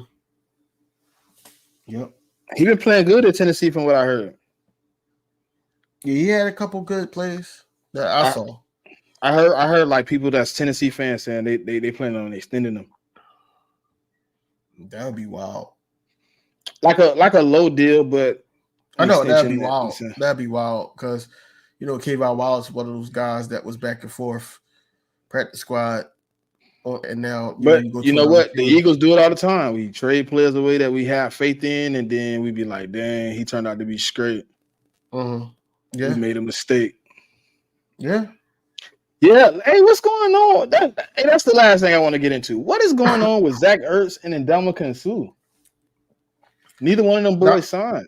Well, the Ndamukong Suh is waiting for the right situation, honestly. I don't think he's going to sign. When are you waiting? When are you going to sign? He's not going to sign here. I don't think. That's just my opinion. I think that with the young guys and everything in the rotation, like where he's going to fit in the rotation, who knows? especially just coming off the street. He didn't really play a snap this season. That's hard to get back from. As far as Zach Ertz, we don't run enough offensive 2-man tight end. We do run Stoll, but Stoll I is mean, more we of a did last blocker. week. But Calcaterra. Stoll is more of a blocker. In certain situations, is Okay, only so he moving and grooving. He been visiting with a few teams. who Ertz. Sue. So yeah, that's what I'm saying. He's looking, but he's looking for the right situation. But Zach Ertz, I think that he want to retire Eagle, like he said, but it depends on how they're going to utilize him. Yeah, I'm a little. I don't know. I've been looking. I've been trying to figure out what he got going on, but I ain't seeing nothing. Hold on. Yeah, I mean, he hasn't visited with nobody though. Who's that? No. He's probably just chilling with his wife. She's newly retired since last year. So yeah, he basically just probably chilling with his wife until somebody call. I'm trying to see now. The last time he visited with a team was December 15th. Mm. And they said he had it down to 6 teams. Oh yeah, that is shocking to me, man. I'm trying to get some info just to see what they're talking about. Who was the 6 teams they was talking about?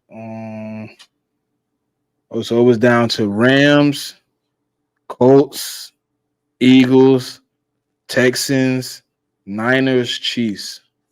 Yeah, because I knew the Niners were looking at him too. So maybe he make a decision this week because I think a few of those teams could get eliminated. Yeah. So then it would be down to what? Chiefs, Niners, Eagles?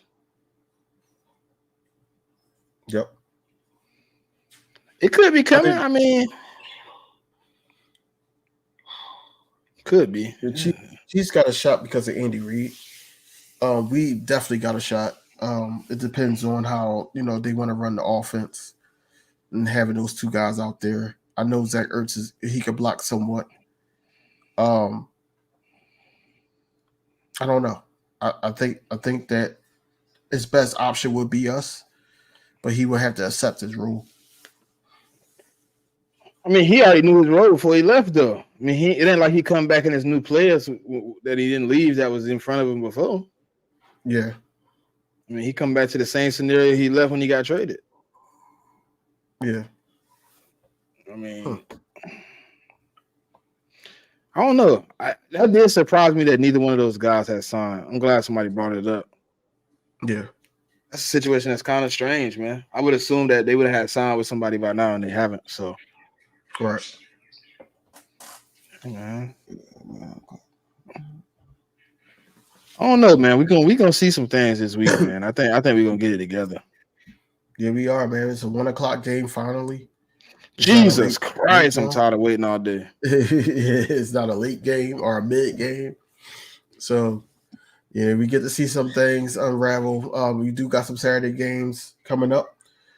You want to, Well, we got one Saturday game this week.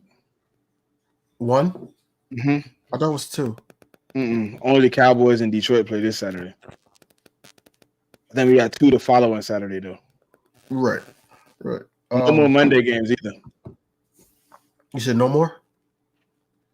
Yeah, I think that. Yeah, I think that was the last Monday. Christmas was the last Monday game. Yeah.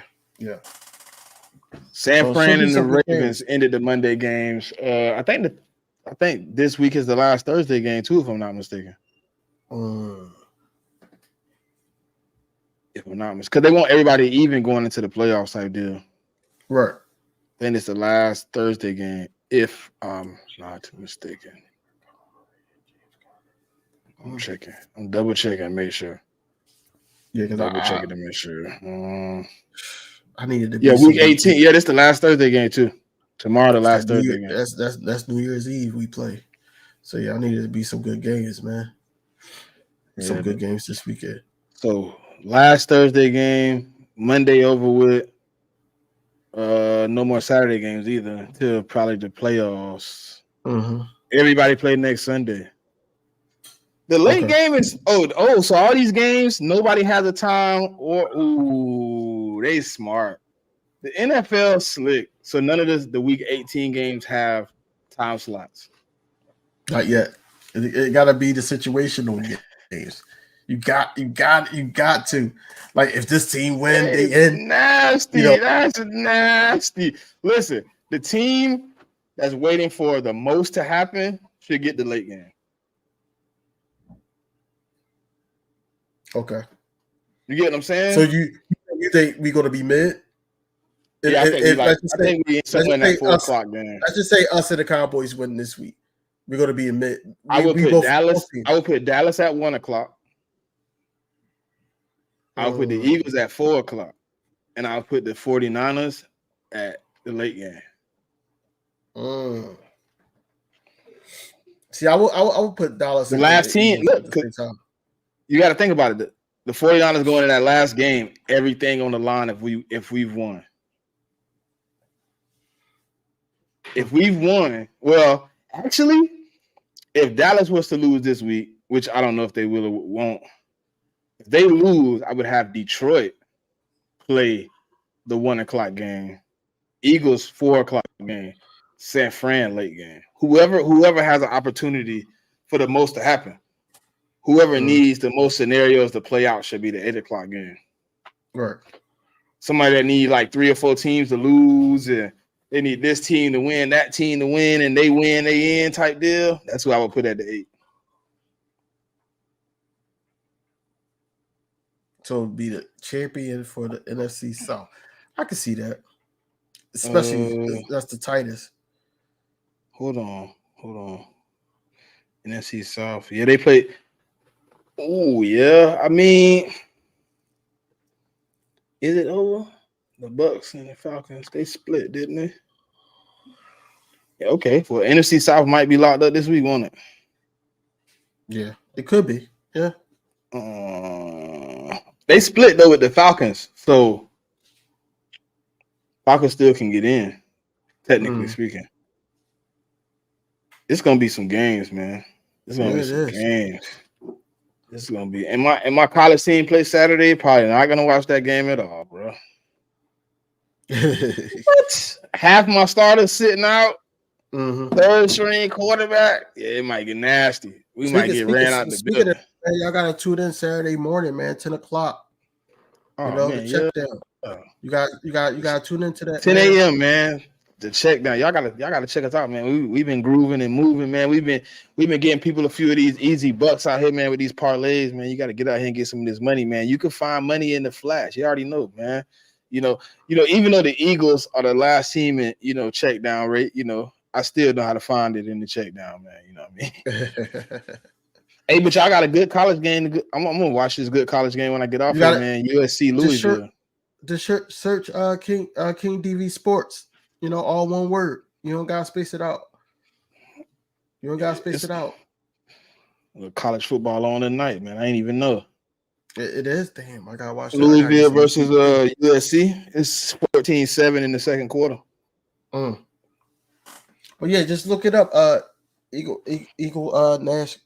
Nation Cash. Eagle Nasty. Yeah,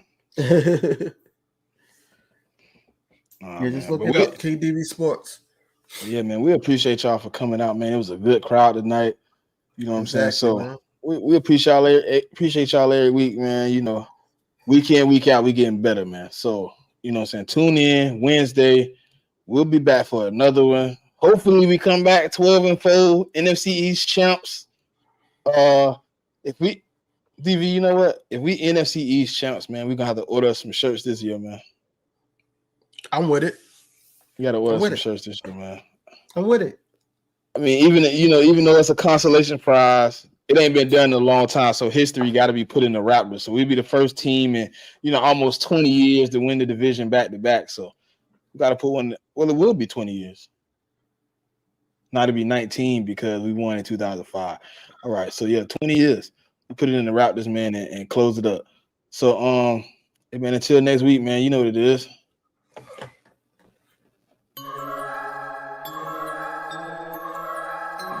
But to tell me I came out with